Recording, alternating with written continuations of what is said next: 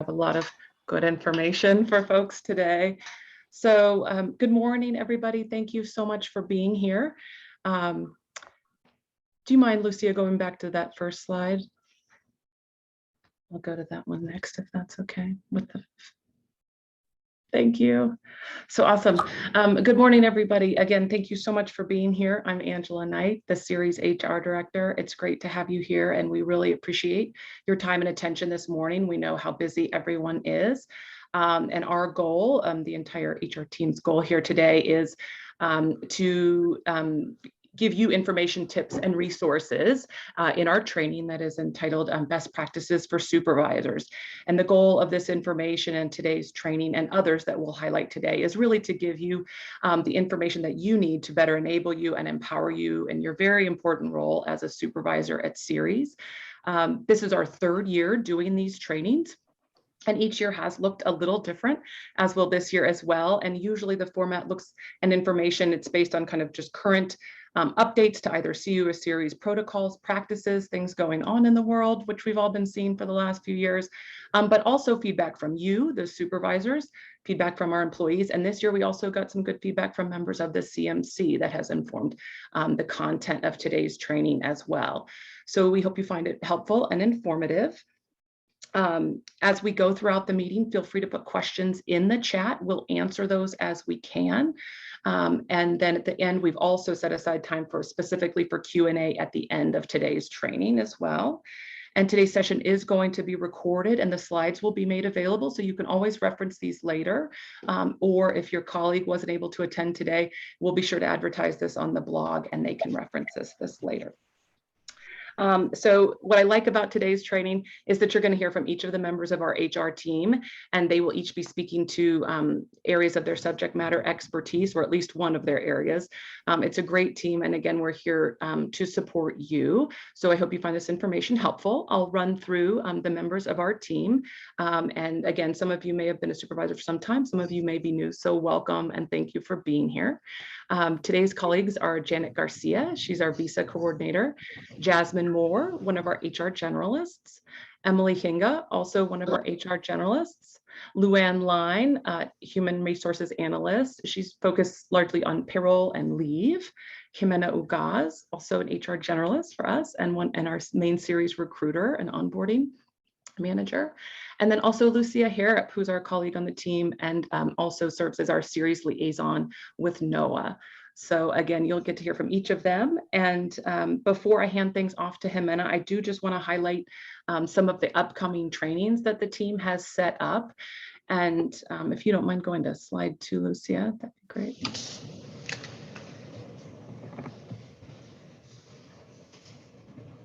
Thank you. So the team has set up these trainings. Many of these are offered at the CU campus level, which you're always welcome to attend as well, or if you've already been to these. But we are trying to bring some trainings just specifically to the Series audience. So these have been set up with supervisors in mind, but any employee of Series is welcome to attend. And we'll be highlighting these on the blog and in other places in the upcoming weeks. But we have Time's Up coming, which is a time management seminar with Tommy Osierno on March 11th.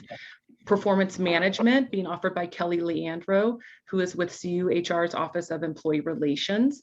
Kelly has presented, this is her third year presenting this information to us, and we always get really good feedback from supervisors on this. It's really helpful. If everybody could mute themselves, that would be great, since we have so many people on the team. Thank you so much.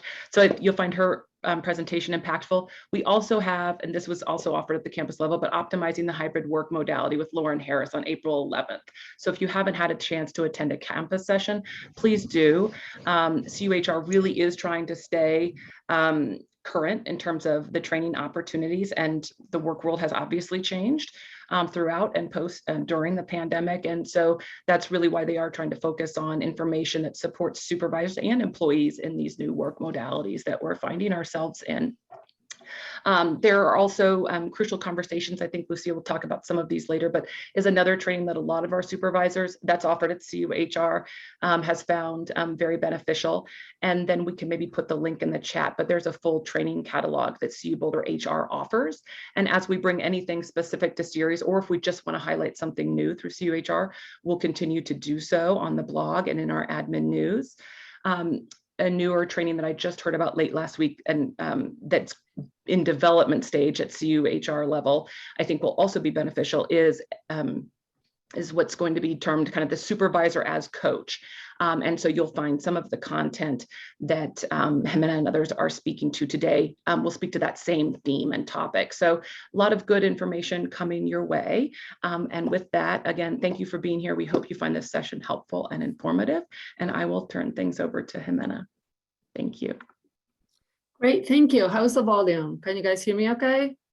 Great. So I wanted just to underline that Time's Up, put together by the Education and Outreach team and the mentoring team, as part of their series, Braiding Your River, that is for all employees. So please make sure that you invite all of your supervisors to join, and please join us too in the role of supervisor. And the same is true for optimizing hybrid work modality. Lauren Harris had a series of sessions on the topic geared to the supervisor and the employee, and Lucia has asked that she made a joint session, so a hybrid session in which she addresses both the role of the supervisor and the role of the employee. So please make sure that your employees know about this and encourage them to come. Thank you. Alrighty, so ready for the next slide, Lucia. Great, so we wanted to start this presentation by recognizing that the success and the development of your employees are not just your responsibility, of course. We want to be a ton more intentional starting today and moving forward into the role that the actual employee plays in their own development and the responsibility in that development. So we see this as a partnership between the supervisor, the science advisor, Series HR, and the employee. With that in mind, we're going to present and hopefully do it biannually, a similar training to today, but focus on the responsibilities of the employee, their own responsibility in their career pathing, professional development, the ASA, what to know about career track and promotion, their overall advancement, to make sure they always have career track promotion in the back of their mind. So when suddenly 3 years are up and they want to apply for a promotion between associate scientist 1 and 2, they're ready and they've done their work and they're there. Another note on the science advisor, for some of you, you may be the supervisor for the employee in terms of point of contact, but you may not be in charge of the science. Maybe one of our federal partners does that as the science advisor. And what is important is that you still remain available and in touch with your supervisee as a point of contact. You are the point of contact in the role of the series supervisor for any issues, any problems, any resources they need. And we want to make sure that you still make time to be available to them, okay? And of course, we're always here to help, and we recognize that time is limited. So let's continue on with a strong partnership. The agenda for today, as Angela said, you're gonna recognize today the subject matter experts for the different topics. We're gonna talk about onboarding, one-on-ones and team meetings, communication strategy, career pathing and professional development and your resources for that, performance and talent management, and we're going to identify what is the difference between those, and then hiring, be it for regular, temp, or students, visa and immigration issues, onboarding with within the corporate agreement for those of you who are DSRC based and or associated with an OLAB, timesheets, the annual summary of accomplishments, career track and promotion, remote work agreements, retirement, and separation. Okay, so that's the agenda. Next slide, please, Lucia. Great, so let's start with some definitions. Next slide, Lucia. Let's go forward one more. So let's differentiate between orientation and onboarding. Orientation is the first session that your employee is going to complete through CU Central HR. So that is some of the basic paperwork where they're going to learn about benefits. You may also have a temp employee that suddenly is a regular employee and qualify for benefits. We're also going to send them to the Quick Start Program orientation. And you have there a list of some of the topics which are covered there, with the benefits really being, the meatiest and one of the most important things. And I have hyperlinked there the schedule. Usually, for example, today, Monday, usually the Quick Start orientation happens every Monday and first of the month. Today, there's not one. There's one tomorrow, March 1st. I think we'll have 5 new employees joining us. Could you please go back to the prior one, Lucia? Great. So what is the difference between orientation and onboarding? Onboarding, we define as that period of the first year of employment in which your employee is being integrated and is learning about everything that goes on around them. And think about the complexity of our organization. You have your own unit, be it a research lab on campus, or a NOAA lab, right? That is going to add an additional layer. So think about your unit, think about the Cooperative Institute, think about CU with all its resources, but also rules and regulations. And think about NOAA, right? Your federal partner. If your employee is part of that, of course, there's going to be different trainings that they need to take. And that is just an example. The hyperlink there for CU Boulder Onboarding is a resource that both Lucia and I, who are the people who most actively work on onboarding the employee from an HR standpoint, is a guide that is going to provide extremely helpful information. For example, it is going to give you tips and reminders for what is it that you need to do as soon as your employee signs the offer letter. Well, follow up with a nice communication. Think about their office setup. Think about their IT needs. What is it? Do you need to talk to someone or not? Do you need to talk to our IT team? How are you going to order their equipment? And then also, of course, it talks about the strategy for you onboarding them when it comes to their project, right? What is it that they're going to do? How are you going to, and I mean, what is the nature of their position? That's what I mean by that question. So how often are you going to meet with them? How are you going to measure their progress? How are you going to offer resources? So I cannot say it as well as the guide has it written for you. It's an amazing resource. I hope that you find the time to go to that CU Boulder Onboarding Guide and take a look. Okay, so let's think about the first year. You are the supervisor, your employee is finally here. Where do we start? Well, the job description will be a really good starting point. This is the plan that you wrote when you first conceived that role and the nature of that position. So look at the responsibilities and talk to your employee to establish reasonable objectives. What should be done in the first month while the employee is still learning? What should be done within the first quarter of the year?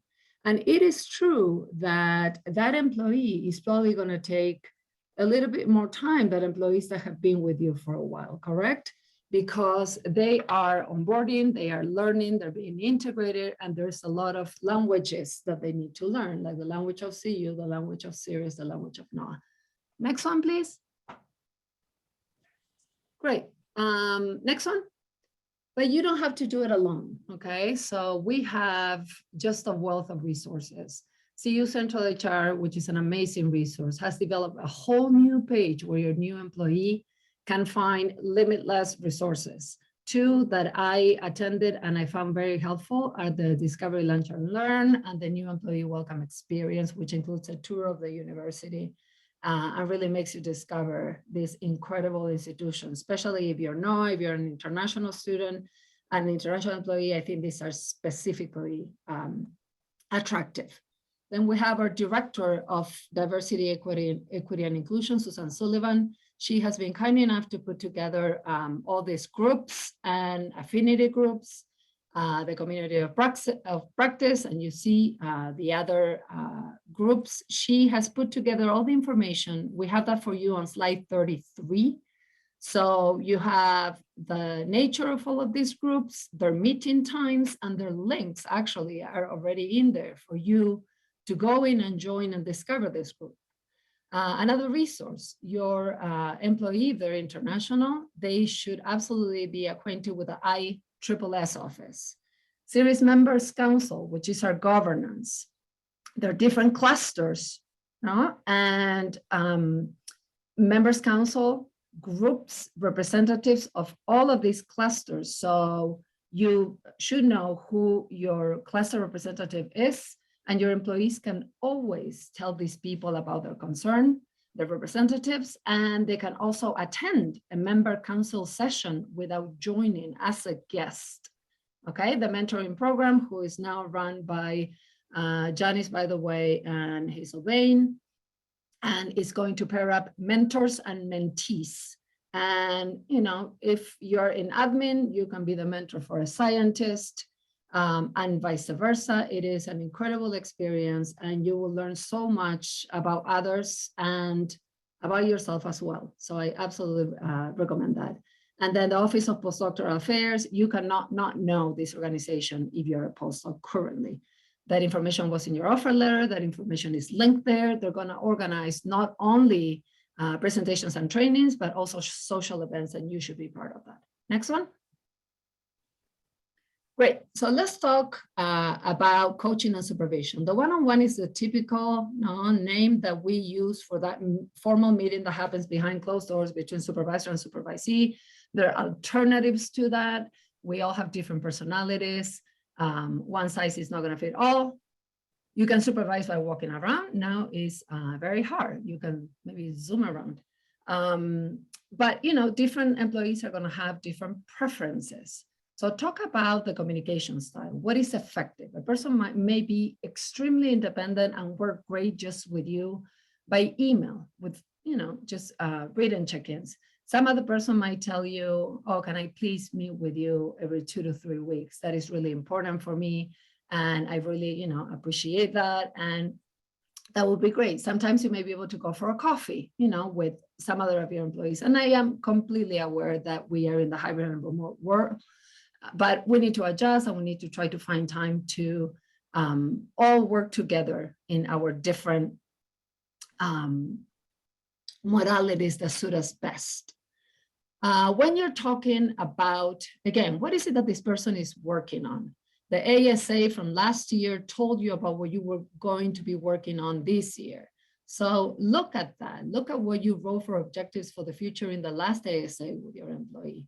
If they're a new employee, better yet, you have the job description and you knew what this person was going to be responsible for. Make sure that those objectives are realistic. Make sure that those objectives are attainable. Great, building trust. All of this I've been talking about, the way you communicate, the way you work to create goals jointly, all of that is about building trust. And all of that is going to emphasize or strengthen trust. Don't micromanage, please. We're all adults. Nobody wants to be micromanaged. And you need to trust your employees. Show them your trust by delegating work. Let's not be territorial. Let's be inclusive. Let's trust each other. Let's have a common goal to keep growing, to keep advancing. If you're able to, please delegate work, make your employee an owner. Each member of your team should be an owner of something, a subject matter expert. And when they make a mistake, which is okay and which need to do, which they need to do in order to grow, you'll be there to redirect. And that is great. And remember, you need to motivate your employees and you need to offer timely feedback. There are tons of wrong assumptions that people make, that employees make when they do not receive feedback. And we want to make sure that we are speaking out our goals and our objectives, our expectations.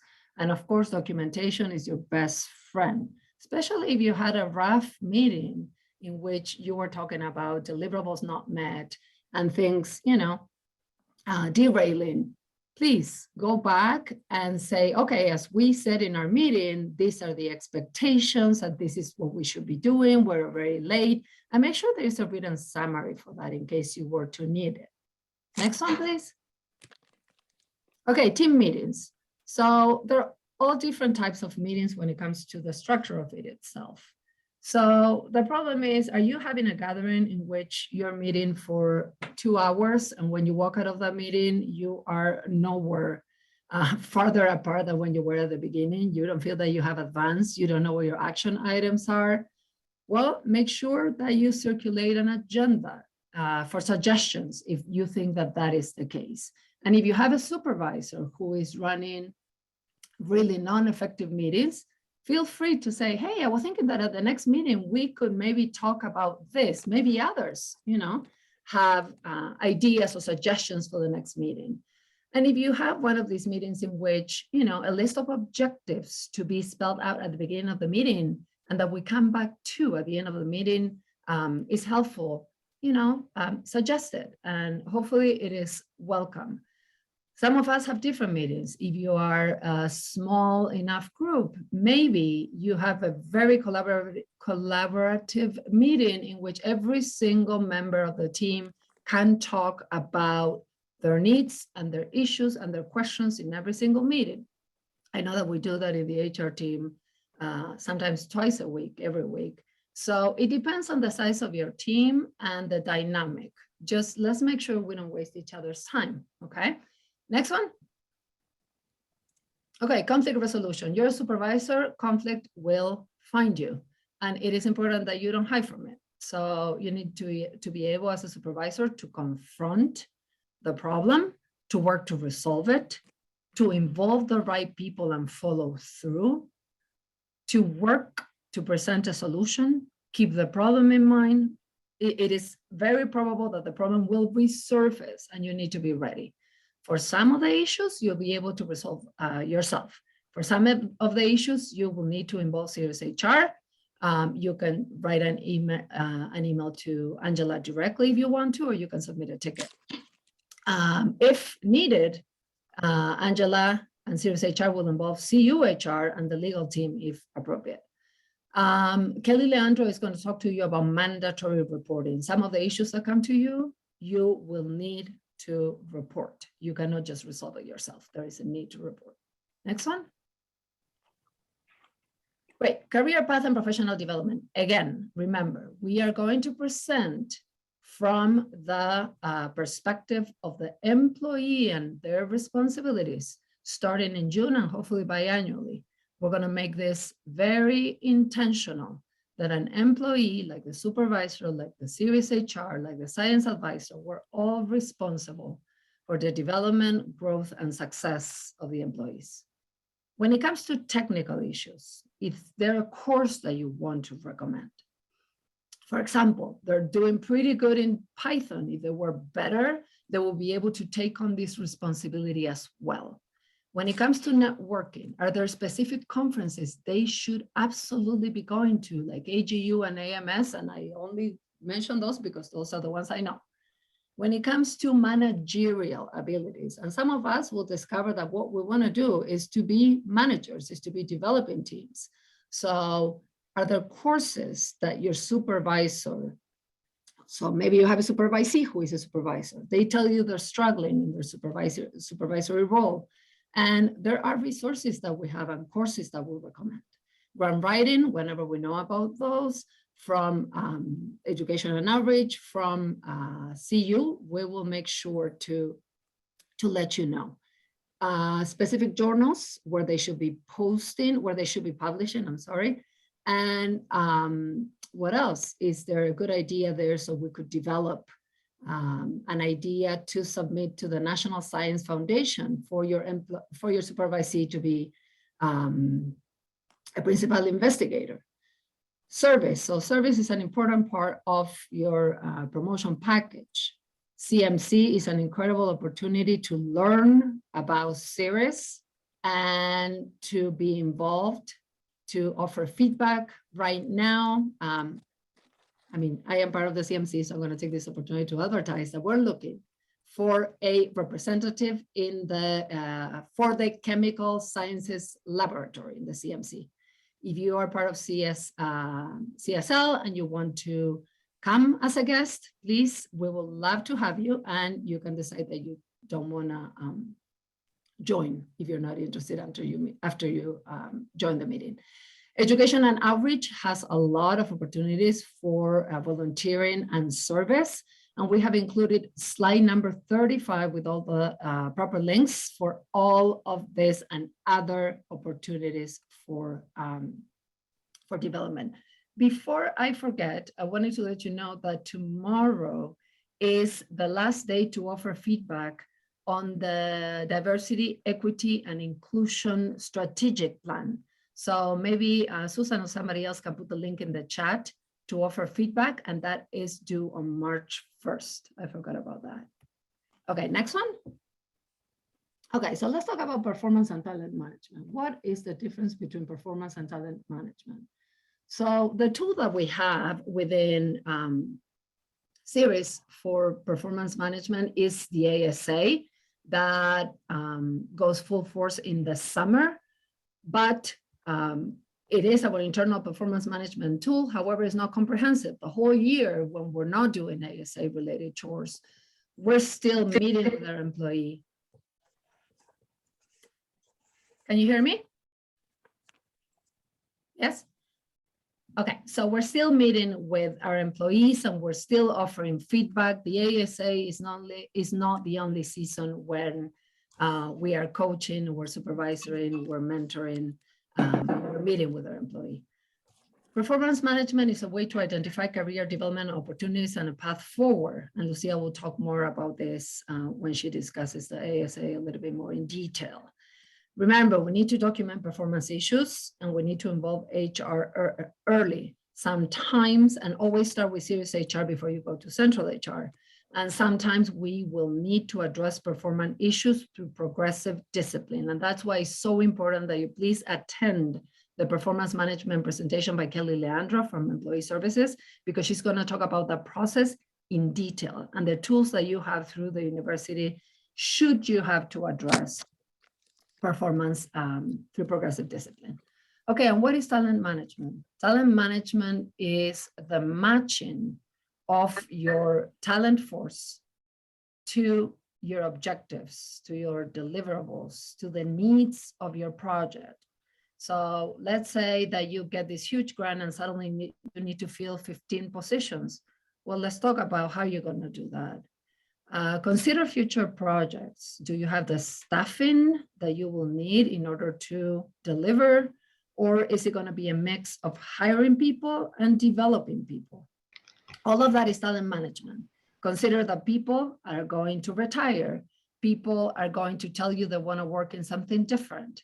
People are going to, your employees may take another job, right? The market is very competitive. Identify opportunities for internal promotion.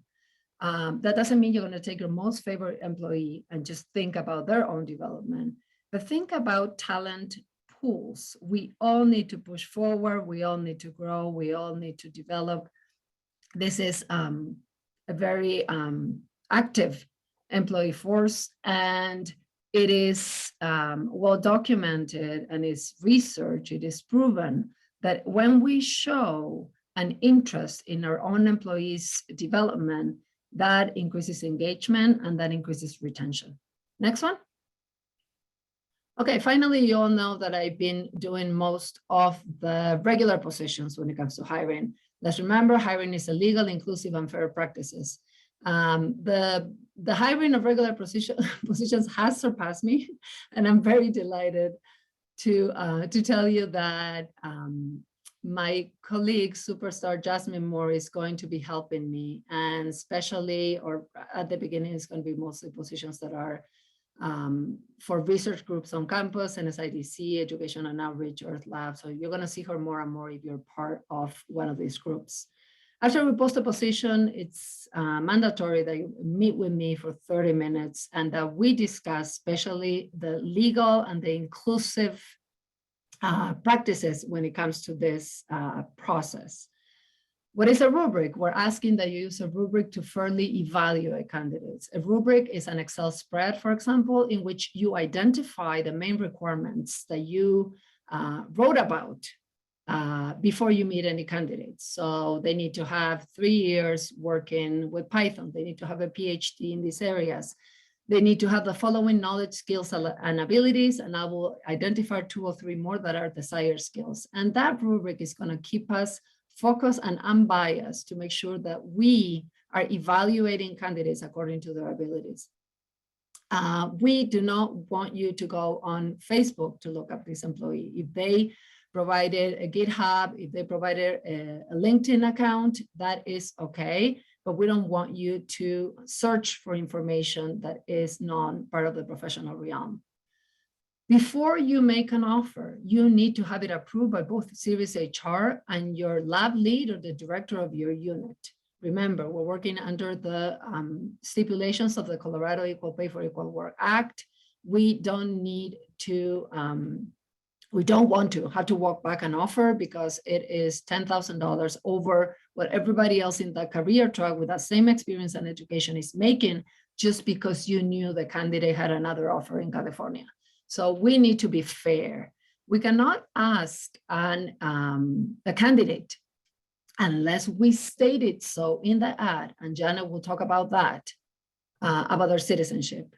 So after they say, yes, I accept the position, you're gonna ask, are you legally able to work in the United States, or will you need visa sponsorship now or in the future? And in the future part is important. If they respond yes, we're gonna put them in touch with Janet Garcia, who has the legal right to ask about citizenship, but we don't. So 2 more things. If you have tons of applications, you need to discontinue the ad if you are not planning on reviewing more people. If your committee told you that they were going to be available to review applications and suddenly they're not, and you have 50 applicants, put the position on hold, regroup, and then you can open it again. Finally, sending regrets on these positions is mandatory and is needed for proper affirmative action reporting. So please keep a spread in which you identify the reasons why someone is not moving forward in the process. Alrighty, so I'm gonna pass this on to Emily. Thank you. Hi, everybody. Thanks for coming today. So I'm going to talk a little bit about temporary hires and student employee hourly hires. So the first step, if you want to hire a temporary employee, is to reach out to Series HR with your desire to hire. For a quick overview, there are temporary researchers and temporary university staff. And depending on the job duties, if the role is deemed more administrative in nature, the temporary position will be considered university staff. And that position can take a few extra days to process. Temporary employees are eligible to work 9 months in a 12-month period or 12 months in an 18-month period. And they're paid hourly on a biweekly pay period. And supervisors will need to approve time and my leave every 2 weeks. Temporary employees are not eligible for benefits or vacation leave. If a temporary hire was to, and additionally, if the temporary hire was to transition to a regular benefited position, they must go through a formal search process.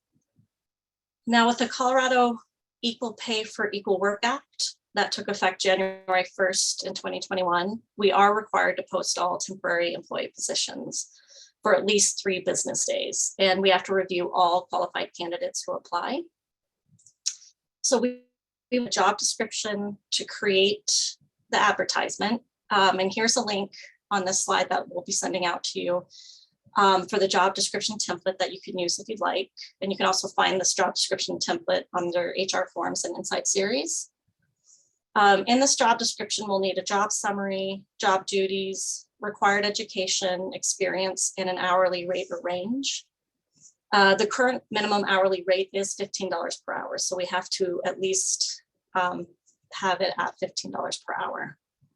Now, again, please note that within these 3 days that we're required to post, we have to consider all candidates who have applied to the job posting. So it'll be important to be as specific as possible in the job requirements and qualifications section. If the qualifications are too vague and wide ranging, then most people will qualify and we'll have to owe them consideration in possible phone interviews. Now, as Jimena mentioned before, if we do not select somebody, we do have to disposition them in the system and provide a reason why they are not the final candidate. So we will need that information as well. Now, once the final candidate is identified, supervisors will make a verbal offer and Series HR will route a Series hiring checklist through DocuSign, and then we will route an offer letter and hire the temporary employee into the system. Next slide, please.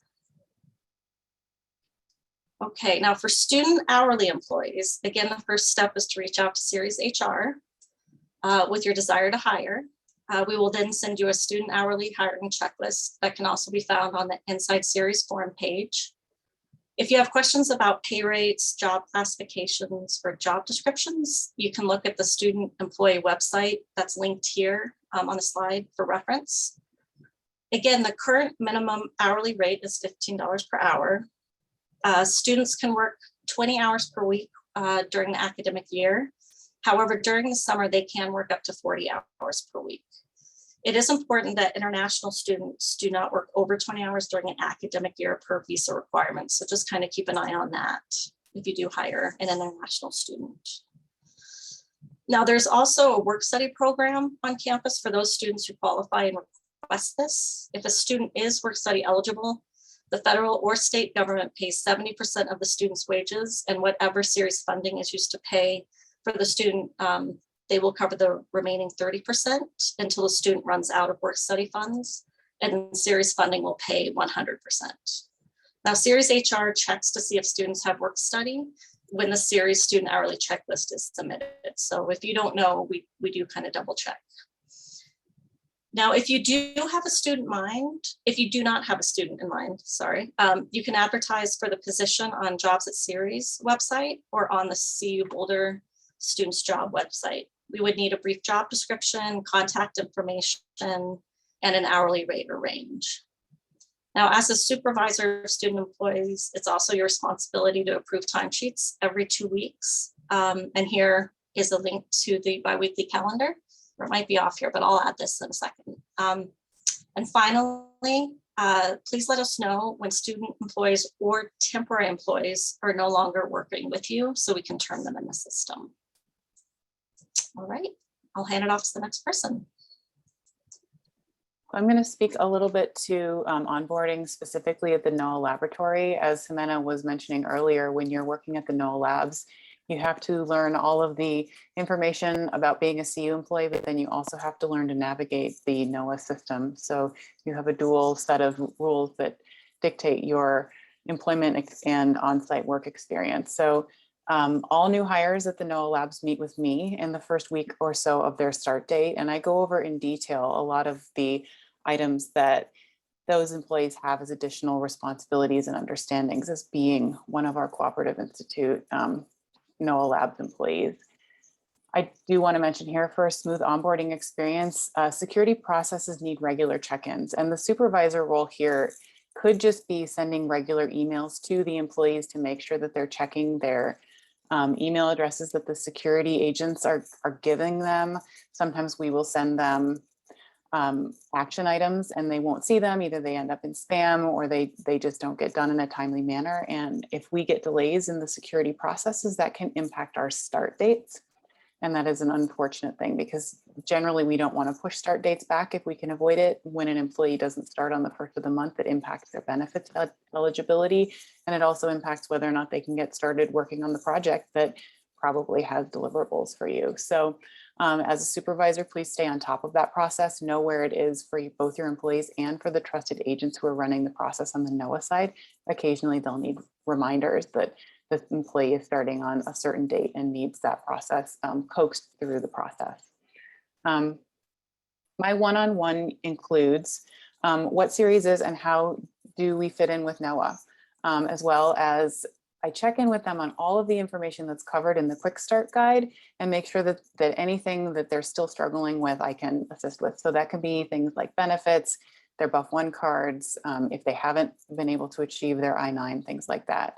I also do physical tours, talk a little bit about the security environment, talk about site closure guidance, and then some of the logistical items of being on site at NOAA, phones, email, forwarding your CU email to NOAA if you want to. I also talk about some of the larger programs and resources that are within series, diversity and inclusion, education and outreach, early career resources, the childcare programs that are available both at NOAA and at CU, and then connect them with if they need help with ergonomics, office supplies, those kinds of things, as well as everything else you see listed there. I also do a check-in with employees after 1 month. So I make sure that they've done their first leave reporting since you need to submit leave every month. Have they completed all of the administrative onboarding? So did you complete your benefits? Do you have any pain points that are left over there, and connecting them with any resources at NOAA where they might still be stuck? And then at the 6-month mark or about there, I do these once every 6 months. So for some employees, it might be slightly longer than 6 months, or for some, it might be slightly less, depending on when you're hired. I do a meetup with them and reconnect them again with early career resources, education, outreach opportunities, communications, talk to them about how they register for publications, and then also talk a bigger picture about what the next year is going to look like. When do you start thinking about career track? What is the ASA process? Since everyone needs to do that once a year, introduce them to CMC and reacquaint them with some of the items that they may not have been able to digest because they were just drinking from a fire hose of information at their initial onboarding. So that might be things like the mentoring program and CMC. I did do a full onboarding process orientation training last year. So if you're interested in viewing that, if you want to know where any deficits in your laboratory might be, you can visit the link on this page. I believe Luann is our next presenter.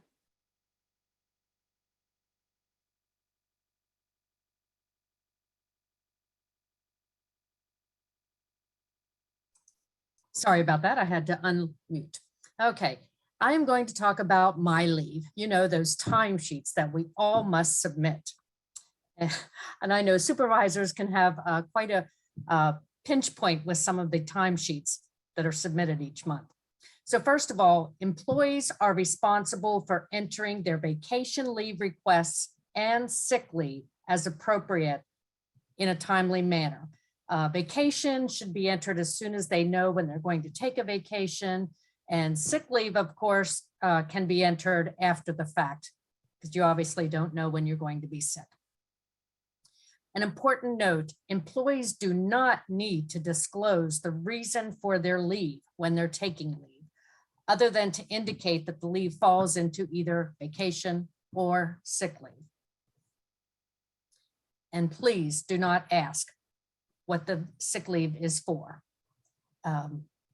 Sick leave is a private category, private matter, and should not be discussed with anyone. Again, all employees do need to submit a timesheet each month, even if they don't take any leave during that month.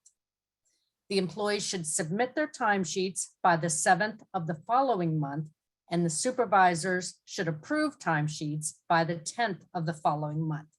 So for example, February's timesheets, which we are just ending February today, they are due, the employee needs to submit them by March 7th, and supervisors should approve those timesheets by March 10th.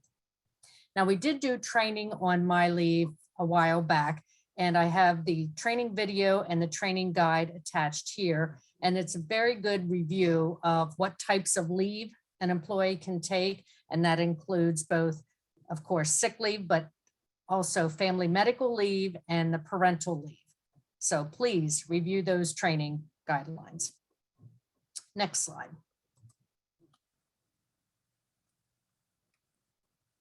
All right, now, sometimes one of your employees will leave series, and they will leave for a variety of reasons. One, they could be a voluntary resignation. They found employment elsewhere. They could transfer to another unit within CU, or they could retire. So I have given you the steps for what to do when an employee tells you they're leaving. So if the employee is resigning, you can accept their resignation. And if they give you the resignation verbally, please ask them to put it in writing, and an email will suffice. Have the employee complete the end of employment form, which can be found on Inside Series under Forms. And inform Series HR that the employee is resigning so that we know that they are resigning and will be expecting the end of employment form. Things to do when an employee resigns: you need to make plans with the employee to finalize or transition the projects that they're working on. The employee and the supervisor need to complete the EPERS, the latest EPERS for the employee. And if the employee leaving supervises anyone, please transfer the supervisor role to another employee within your unit.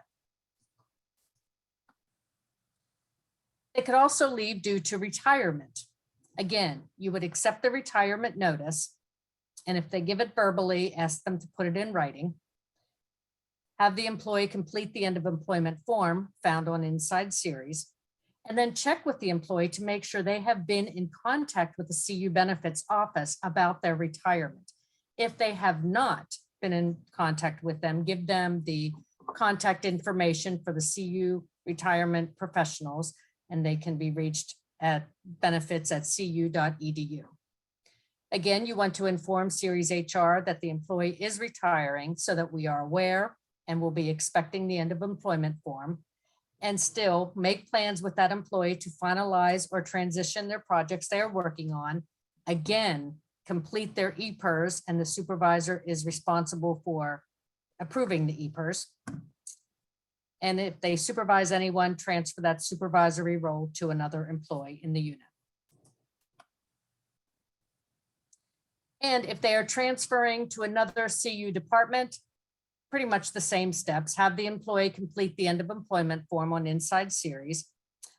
Let Series HR know that the employee is transferring to another department, and make plans for the employee to finalize or transition projects. Again, complete and approve their EPERS.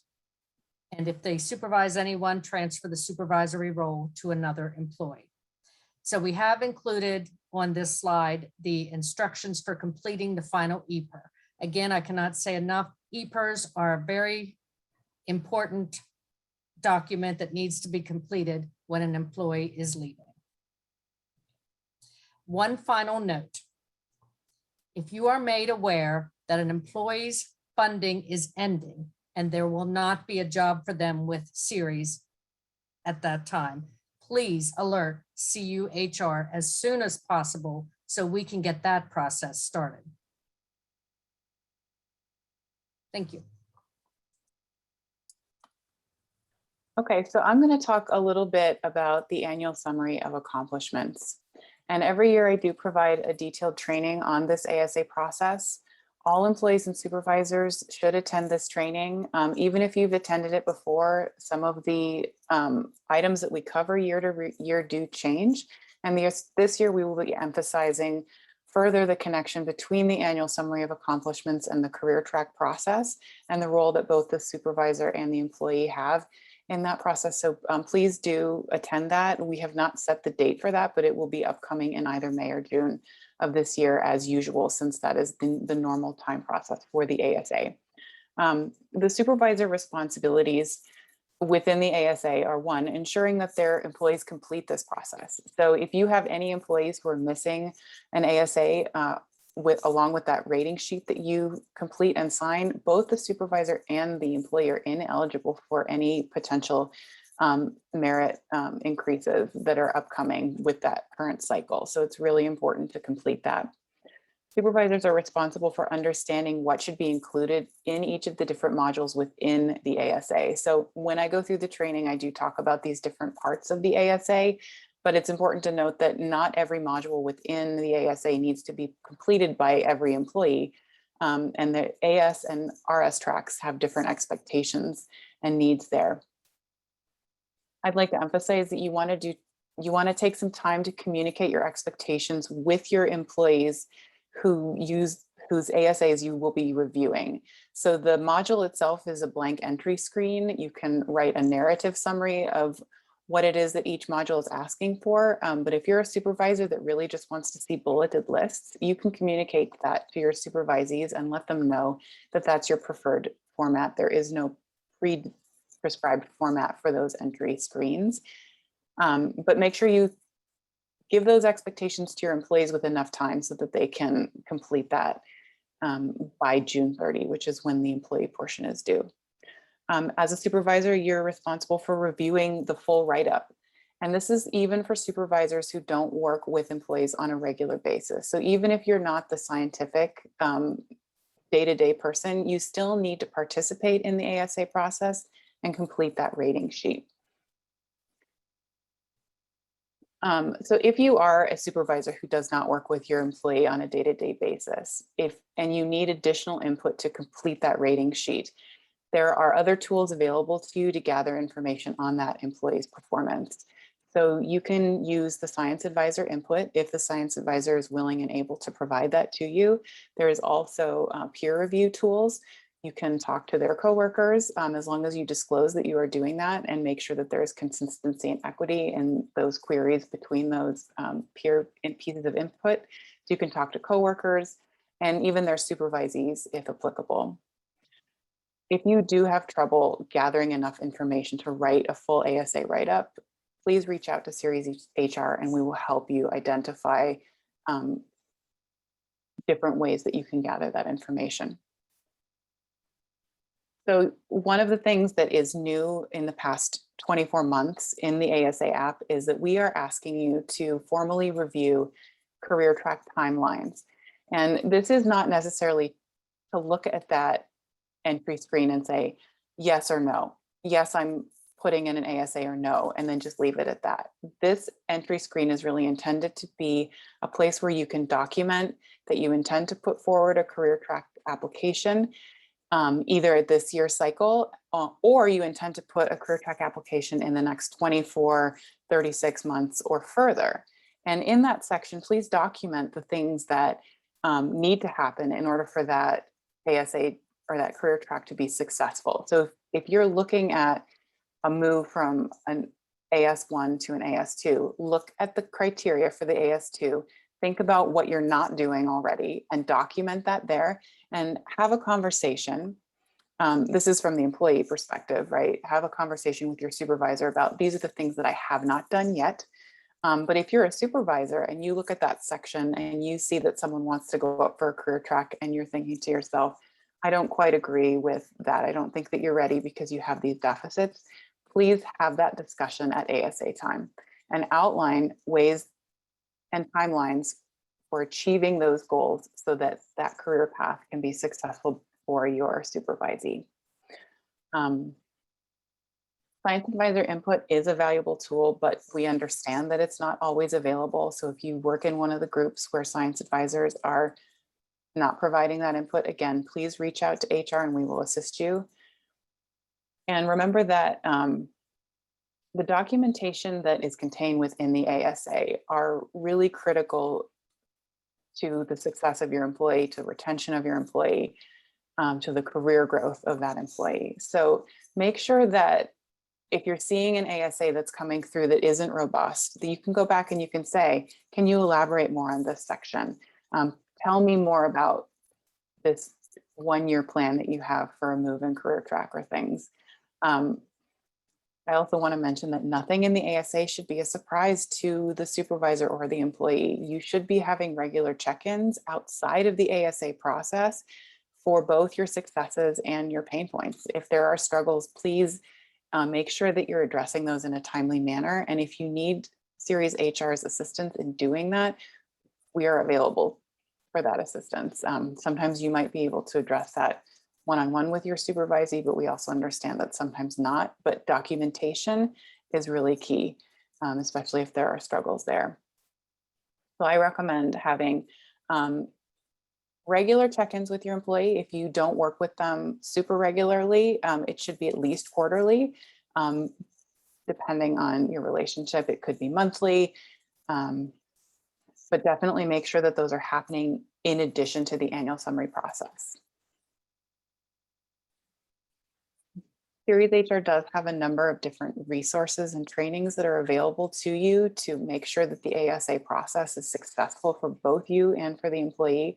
So this supervisor training series, which we've offered yearly for the past 3 years and will continue ongoing, this training will be posted to the blog so that your employee can watch it and see the expectations for the supervisor.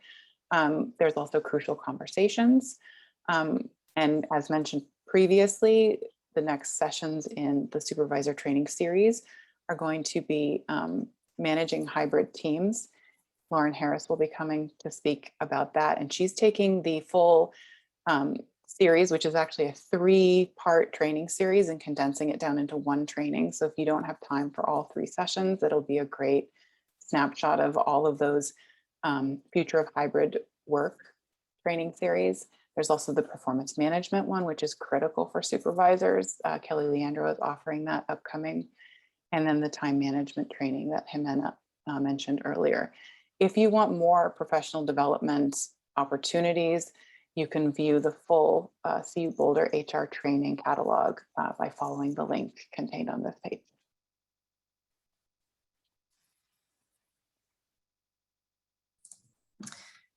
All right, so I'll dive in a little more to the career track promotion process. Supervisors should be aware of their supervisees' timelines and requirements for promotion. The career track page linked here in Inside Series has multiple pages filled with detailed information about the criteria, required documents for each level of application, and the outline of due dates and the timeline.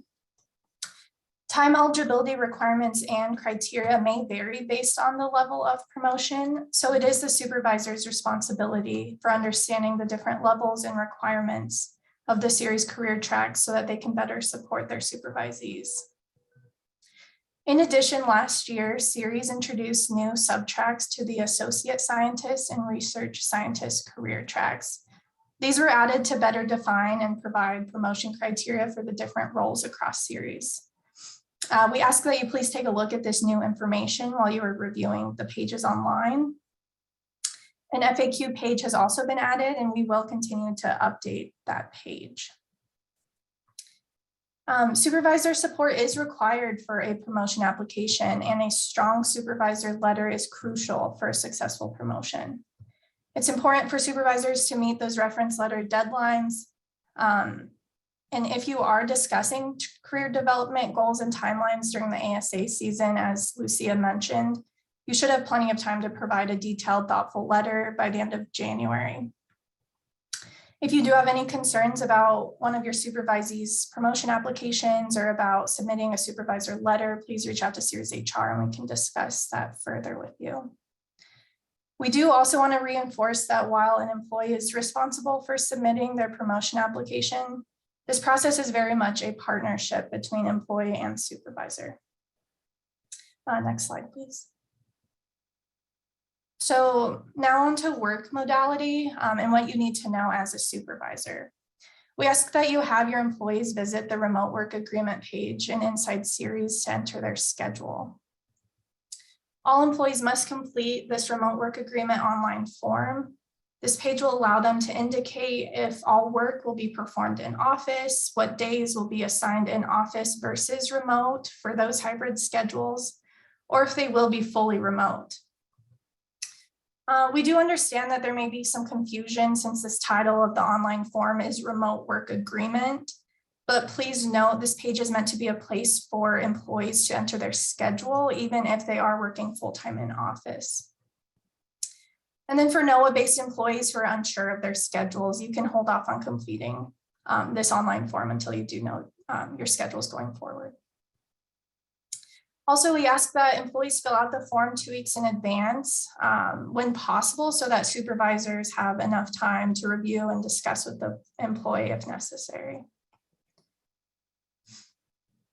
For those requesting fully remote schedules, there is a separate PDF form that needs to be filled out first before submitting their fully remote schedule online. This PDF form will require supervisor signature and additional unit approval or lab leadership concurrence if applicable, and the form does outline which groups will require those additional signatures. Once the appropriate signatures have been collected, the employee will forward the form to Series HR, and we will be responsible for sending it to the Series Director for review. If the fully remote agreement is approved, the employee will be notified, and we will then ask them to go online and enter the schedule. Next slide, please. And then we can do a quick walkthrough of the remote work agreement page. Lucia, if you want to click on that. So this is the main Series remote work agreement page. If you start from the home page of Inside Series, we don't have to go there, but there's a little line at the bottom. Oh, there we go. That you should have that says remote work agreements. You can click manage agreements there in blue. And then from that page, there's a little description at the top, basically what I've discussed about entering your schedule, hopefully within 2 weeks before the start of the schedule change. We also have a link to that PDF form that I mentioned for the fully remote request, and then more guidance to a Series admin blog post is there as well. So to start a new schedule, you'll click the new remote work agreement button. And then from here, there's some information that will be pre-populated. So your unit, your on-site location, if we have that. If it's not correct, you can go ahead and enter your location there.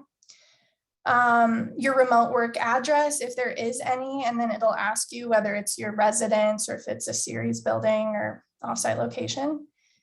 And so then you'll enter a start date and end date. And for the end date, there's an option for it to be indefinite. So you can click that if necessary. And then the work schedule here, you'll want to make sure, for most of us, it'll be Monday through Friday. So the first step will be clicking that drop down of the day of the week. So right there, you'll click Monday, and then you'll say whether you're on site or remote and what times of the day, and you'll click add if you want to do that. So as you start clicking through each day, it'll have lines added there. If you even had a day of the week where in the morning you're remote from 8 to noon, you could choose that, and you can select another line to be on site from noon to 5. So you should be able to enter your schedule no matter what it is here on that page. And then the rest of the form just asks some questions about how you can be reached if you are going to be remotely, information on document storage, where you can be reached. Then at the bottom, you'll click a little check mark box and you'll submit to your supervisor. Your supervisor will then receive an email notifying them that you've submitted this, and then they'll be able to review it and approve. You will get an email once they have approved it, and you'll also be able to see from that main page whether or not your request is pending approval or if it has been approved. I think that's all for the walkthrough. And then, as we've mentioned a few times already, we do have that training. We just want to put that on this slide here. So as you're reviewing these slides later on, you'll be able to click that blog post for the Zoom link. And then we also wanted to add the CU resources page for work modalities. This is a really great page Central HR has on university policies and resources. And then that is all from me. So I'll hand it over to Janet Garcia, our series visa coordinator.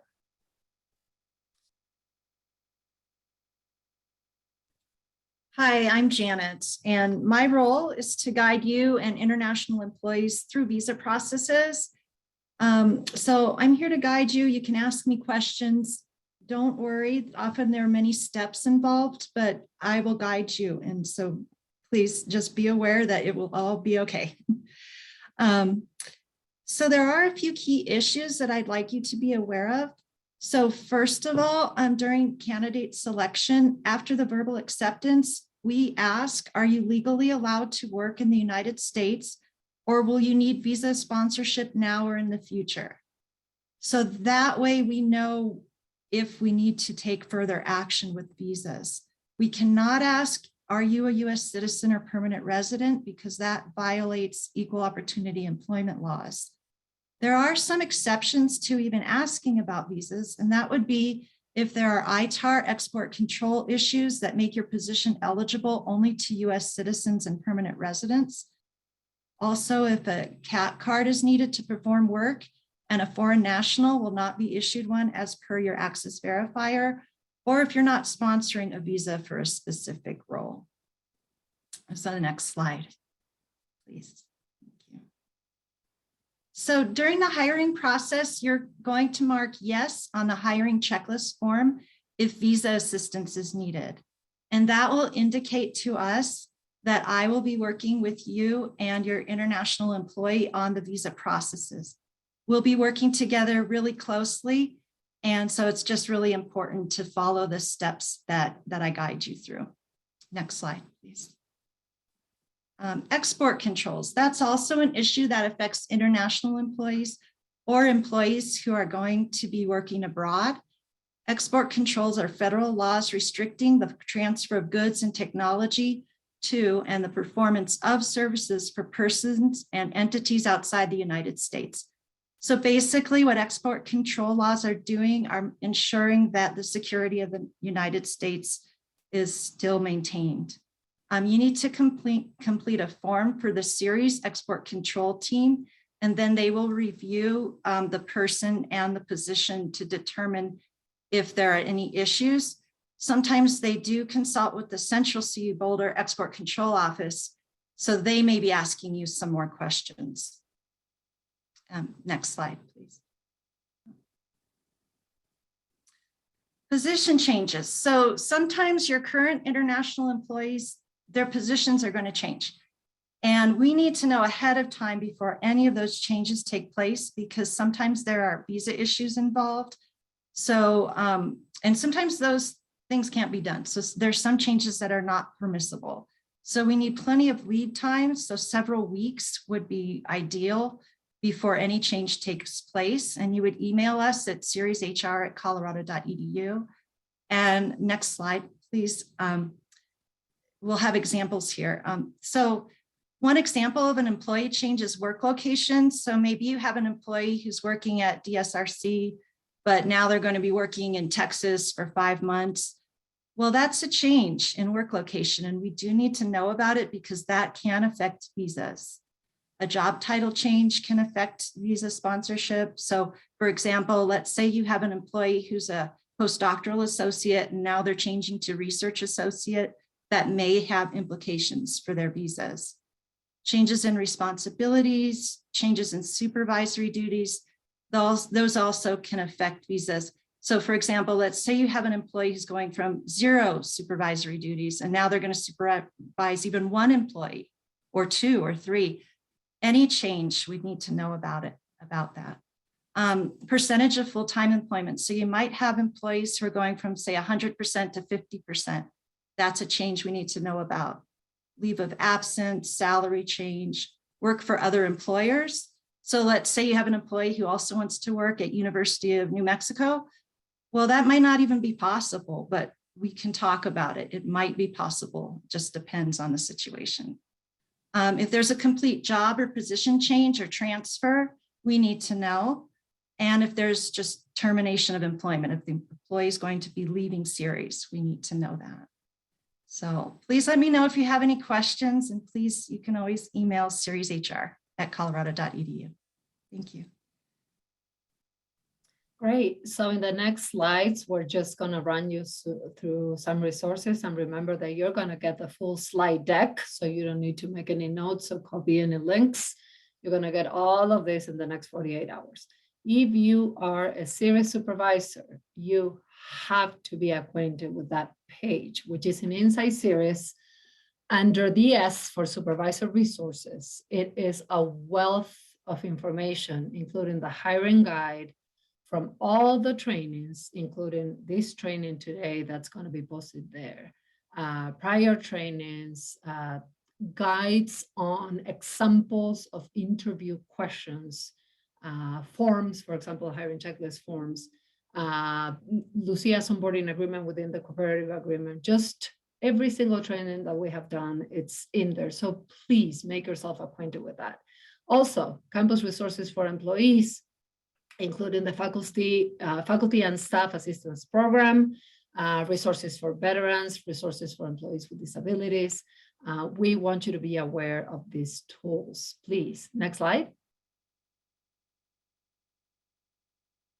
Great. So here is the slide that Director Susan Sullivan of Diversity, Equity, of Series Diversity, Equity, and Inclusion put together with the groups, including the meetups and schedules for all these, not only support groups, but groups of interest that you may want to join.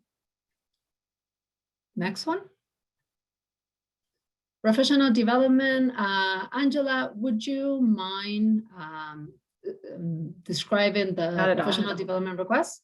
Not at all. So, so again, if you've been with us for a while, this information isn't so new, but of course we want to just always either send out a reminder or highlight it for new supervisors. But Series is now in its third year of offering professional development funds.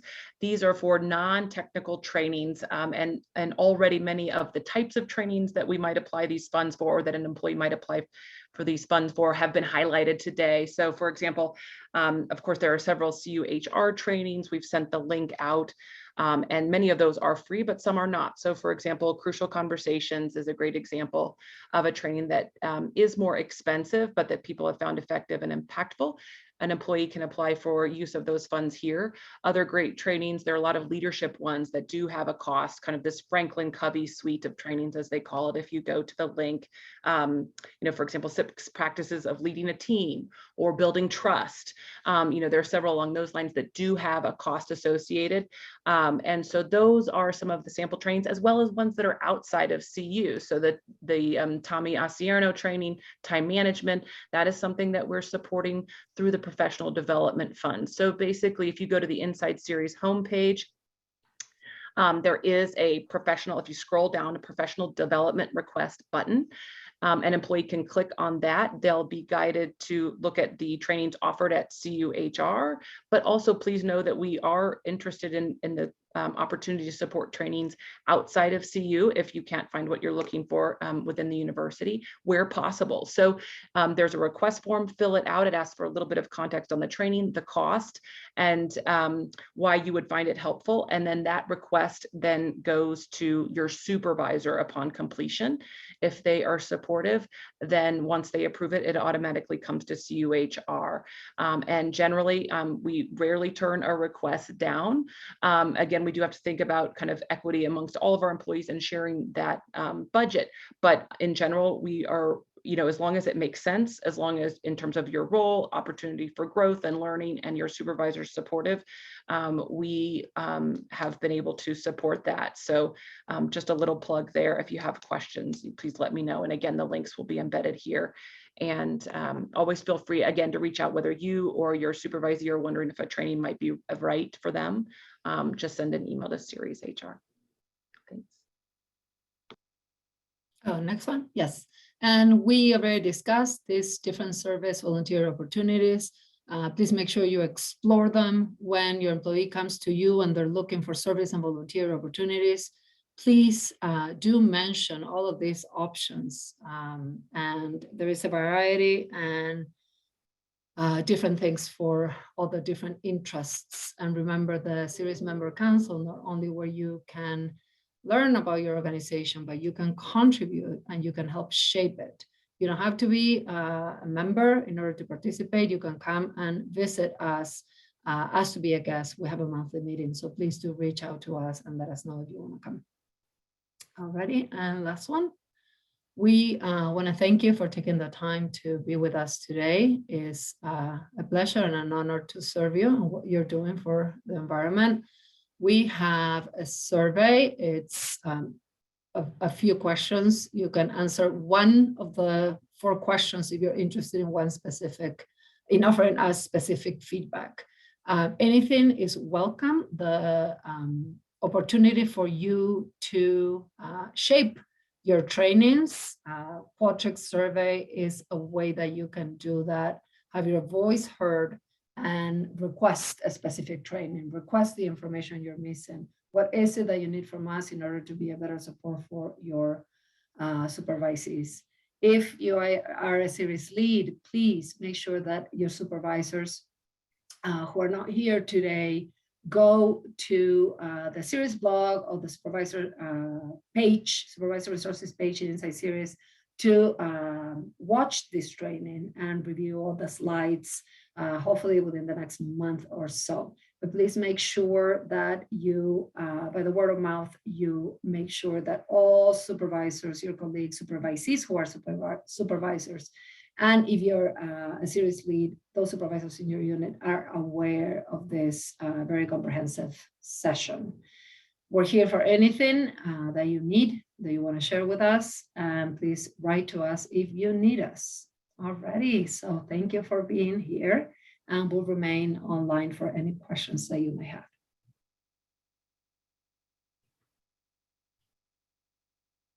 You can raise your hand or you can write in the chat if you want.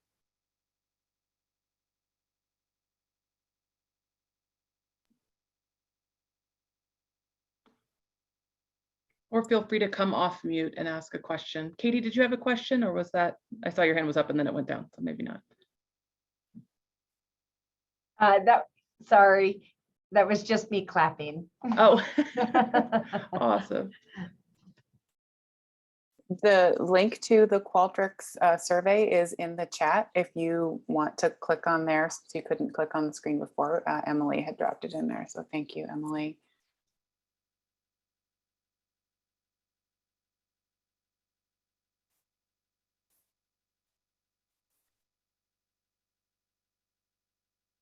Anna asked, sorry, it just disappeared. Will you add the additional links that were added to the chat to the slide deck? Yes.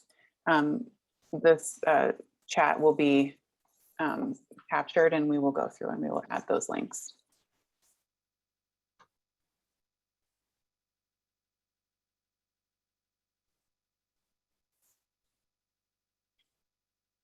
Does anyone want to come off mute or raise hand?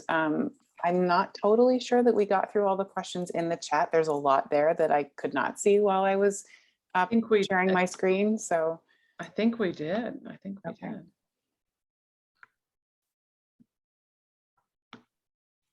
Well, so this link will be posted on the blog. As Jimena said, it will also be advertised in the upcoming admin news, so it will come directly to your mailbox in the next few days. But if we don't have other questions that have come in, or if no one wants to unmute now, we can give you back the balance of the time here. But I do want to make sure that we're giving anyone who wants to speak up or type in a question the opportunity to do so. Yes, David? Yeah, I'll go ahead and fill out the Qualtrics, which I just opened up. And I just wanted to put out some personal recognition and lift you all up, because I don't think here at SWIFT we would be able to either grow as rapidly as we have in recent weeks, or adapt to an ever-changing NOAA series relationship at SWIFT as well as we have without your all's tireless and amazingly responsive help. So thank you sincerely for that. Great. Thank you, David. partnership.